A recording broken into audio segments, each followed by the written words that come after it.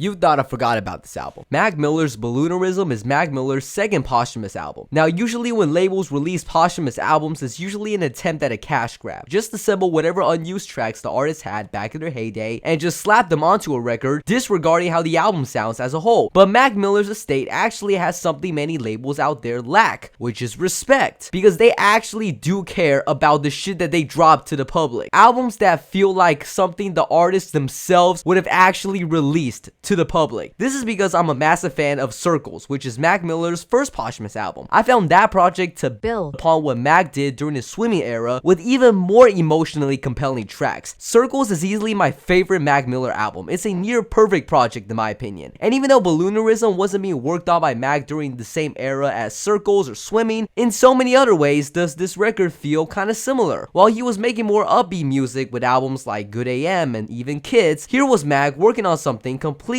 different, dabbling in the genre of abstract, being less about the rapping and more about the jazz and soul melodies this record provides. With that being said, I do think Balloonerism feels less finished than Circles. Songs like the weird transformations featuring these wacky vocal effects and the drug trips Shangri-La aren't songs I will ever revisit again, simply because I just don't find them entertaining. DJ Core's organ kind of has an unnecessary long intro, albeit I do like both Mac and SZA's contribution to the song later on. I do respect how these songs, even though I wouldn't go back to them, aren't complete deviations and still feel like tracks Mac would have put onto the album. Plus, the majority of this record is great, be it Stone, which is this song about Mac trying to relate to this girl by getting high with her as well. Do You Have a Destination, a track about being disillusioned with life in general, which transitions very well to the lead single to this album, $5 Pony Rides. Stellar production. Mac telling this girl about how he doesn't want to care about life in general, and the two seek the idea of escapism on the song. Then there's Reek's piano, which features these really creative vocal layers throughout the song. The 11-minute outro, Tomorrow We'll Never Know, which sounds like Mac is making a desperate plea at trying to make the pain go away in his life. One where he's at his breaking point as he kind of engages in a very odd dialogue with himself. My favorite song here is probably going to be Funny Papers, a cute but sad track which features Mac narrating about the stories of different people. I'll end this video by saying that Balloonerism is a great conceptual album that lets the listener understand Mac at an internal level. Like you really get to be connected with what Mac is going through in his life. Again, not as great as Swimming in Circles when it comes to Mac being despondent in his music, but still a great album. I'm really curious as to what would have happened if he dropped this album back in 2014. Would it have gotten the great reception it deserved today? I don't know. It's a completely different album compared to something like Blue Slice Park or even Faces. So I'm not sure if Mac's fanbase would really fuck with this album, but in my opinion, I'm feeling between a 7 to an 8 on this record. We got the first good album of 2025.